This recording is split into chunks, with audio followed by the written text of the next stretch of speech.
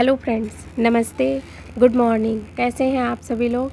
मैं डॉक्टर संगीता स्वागत करती हूं आप सभी लोगों का हमारे YouTube channel RS women's health पर। फ्रेंड्स, पिछले वीडियो में हमने जाना था कि ओव्यूलेशन क्या है, ओव्यूलेशन होने पर हमें क्या लक्षण आते हैं और ओव्यूलेशन होने का सही समय क्या होता है। तो चलिए आज के इस वीडियो में हम जानेंगे कि जल्दी प्रेग्नेंट होने के लिए हमें क्या करना चाहिए और जल्दी प्रेग्नेंट हम कैसे हो सकते हैं, हमें किन बातों की नॉलेज होनी चाहिए।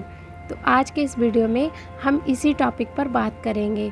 सबसे पहले महिला जो है वो डॉक्टर के पास जाती हैं और उनका ये सवाल रहता है कि हमें जल्दी प्रेग्नेंट होने के लिए क्या खाना चाहिए और क्या नहीं खाना चाहिए। इसके साथ हमें किन बातों का ध्यान रखना चाहिए जिससे हम जल्दी प्रेग्नेंट हो सकें। तो देखिए, अगर आप फीमेल हैं और आपकी उम्र 35 साल से कम है तो आपको लगातार 1 साल तक प्रेगनेंसी के लिए ट्राई कर लेना चाहिए। अगर आप लगातार 1 साल तक प्रेगनेंसी के लिए ट्राई कर रही हैं और आपकी प्रेगनेंसी कंसीव नहीं हो पा रही है तो इसके बाद ही आपको अपने गायनेकोलॉजिस्ट से मिलना चाहिए। अगर आप महिला हैं और आपकी उम्र 35 साल की है या फिर 35 साल के ऊपर है तो आपको लगातार 6 महीने तक प्रेगनेंसी के लिए ट्राई कर लेना चाहिए। अगर आपकी प्रेगनेंसी 6 महीने के अंदर नहीं होती है तो इसके बाद ही आपको अपने गायनेकोलॉजिस्ट से मिलना चाहिए। अब हम जानेंगे कि जल्दी प्रेग्नेंट होने के लिए जो फीमेल हैं उनको किन किन बातों की नॉलेज होनी चाहिए। सबसे पहले जो फीमेल हैं उनको अपनी बॉडी फिटनेस के बारे में पूरी जानकारी होनी चाहिए। इसके साथ उन्हें ओव्यूलेशन के बारे में भी पूरी जानकारी होनी चाहिए और आपको इंटरकोर्स के समय कोई परेशानी हो रही है इसके बारे में भी आपको पूरी नॉलेज होनी चाहिए। सबसे पहले हम बात करेंगे बॉडी फिटनेस के बारे में। अगर आपका वज़न बहुत ज़्यादा है या फिर बहुत कम है तो भी आपको प्रेग्नेंट होने में दिक्कत आ सकती है। देखिए, आप ये जो बॉडी फिटनेस के लिए आप योगा कर सकती हैं, आप जिम कर सकती हैं, आप सुबह के समय किसी गार्डन में या अपने छत पर कहीं भी टहल सकती हैं। और इसके साथ आपको अपने खाने पीने वाली चीज़ों पर भी ध्यान रखना चाहिए जिससे आपका बॉडी फिटनेस बना रहे। और इसके साथ आप एक बार अपना BMI यानी बॉडी मास इंडेक्स टेस्ट भी करवा सकती हैं। इसमें जो डॉक्टर है वो आपकी हाइट कितनी है उसके हिसाब से आपका कितना वज़न होना चाहिए इसके बारे में भी आपको बता सकते हैं। और इसके साथ आप अपने खाने में प्रोटीन से युक्त चीज़ें अच्छी मात्रा में आपको लेनी चाहिए। ये प्रोटीन आपको सभी प्रकार की दालों में मिल जाएगी। और इसके साथ अगर आप नॉन वेजिटेरियन हैं तो आपको मीट की जगह आप चिकन ले सकती हैं, आप अंडा ले सकती हैं।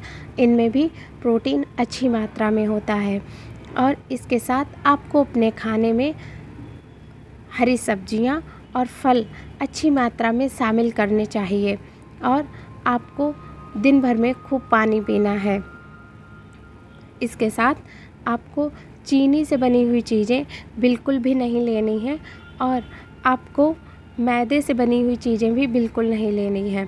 अगर आप चावल खाने की शौकीन हैं तो आपको हफ्ते में 1 बार चावल लेने हैं।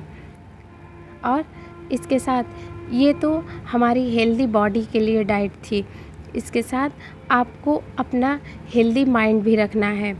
अगर आप स्ट्रेस लेती हैं तो अगर आप डिप्रेशन में हैं तो भी आपको प्रेग्नेंट होने में दिक्कत आ सकती है।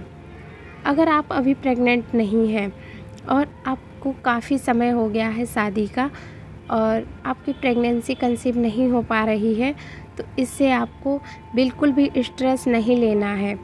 आपको लगातार ये डाइट फॉलो करनी है और आपको लगातार प्रेगनेंसी के लिए ट्राई करते रहना चाहिए। अगर आप स्ट्रेस लेती हैं तो इससे आपकी बॉडी में हार्मोन्स का लेवल जो है वो कम ज़्यादा होगा और आपको प्रेग्नेंट होने में दिक्कत आ सकती है। ये तो हमने बॉडी फिटनेस के बारे में आपको जानकारी दी।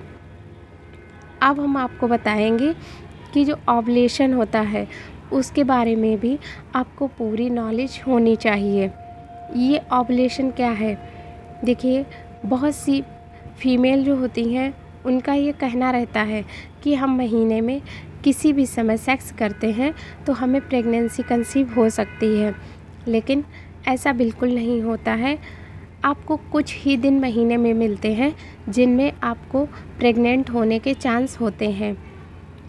तो इस वजह से आपको ओव्यूलेशन के बारे में भी जानकारी होनी चाहिए।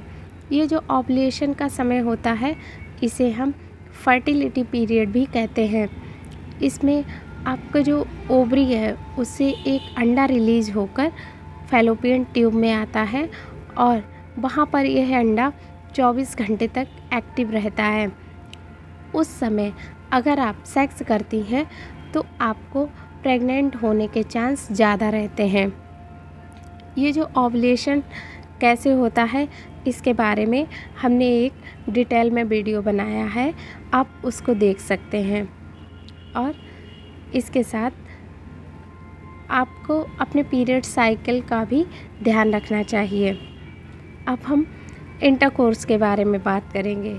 अगर आप फीमेल हैं और आपको इंटरकोर्स के समय कोई भी दिक्कत आ रही है तो इससे भी आपको प्रेग्नेंट होने में दिक्कत आ सकती है।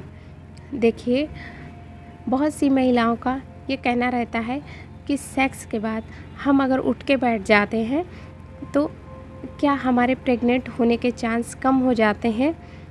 तो मैं आपको ये बताना चाहूँगी कि अगर आप सेक्स करते हैं तो जो सीमेन होता है वो आपके अंदर जाता है, और अगर आप उठ के बैठ जाती हैं और सीमेन बाहर आ जाता है तो आपको प्रेग्नेंट होने के चांस कम नहीं होते, क्योंकि ये जो सीमेन होता है इसमें जो शुक्राणु होते हैं वो इसमें तैरते रहते हैं और ये आपकी बच्चेदानी से होकर फैलोपियन ट्यूब में पहुंच जाते हैं। लेकिन अगर आपके मन में ये शंका रहती है कि आप उठ के बैठ जाती हैं और आप प्रेग्नेंट नहीं हो पाएंगी, तो आपको सेक्स करने के बाद में लगभग आधा घंटे तक अपने बिस्तर पे ही लेटे रहना है और इसके साथ आपको अपने कमर के नीचे एक तकिया लगा लेना है। ऐसा करने से आपका जो शुक्राणु है वो आधा घंटे के अंदर आपकी बच्चेदानी से होकर फैलोपियन ट्यूब में पहुंच चुके होते हैं और आपको प्रेग्नेंट होने के चांस ज़्यादा हो जाएंगे। इसके साथ अगर आपको इंटरकोर्स के समय बहुत ज़्यादा दर्द होता है या फिर इंटरकोर्स करने में कोई दिक्कत आ रही है तो इसके लिए आपको अपने गायनेकोलॉजिस्ट से मिलना चाहिए। और ये जो इंटरकोर्स की समस्या होती है इसके लिए आपको एक बार साइकियाट्रिक डॉक्टर को दिखा लेना चाहिए, क्योंकि ये जो इंटरकोर्स की समस्या होती है ये आपके मानसिक संतुलन की वजह से भी हो सकती है। तो इसमें आपको घबराना नहीं है और आपको समझदारी से काम लेना है, तो ये समस्या आपकी बिना किसी ट्रीटमेंट के ही सही हो सकती है। दोस्तों, आशा करती हूँ कि आपको यह हमारा वीडियो पसंद आया होगा, और वीडियो अगर पसंद आया है तो लाइक करें, शेयर करें और हमारे चैनल को सब्सक्राइब करना ना भूलें। आगे मिलती हूँ एक नए वीडियो के साथ में और एक नई नॉलेज के साथ में। तब तक के लिए बस इतना ही।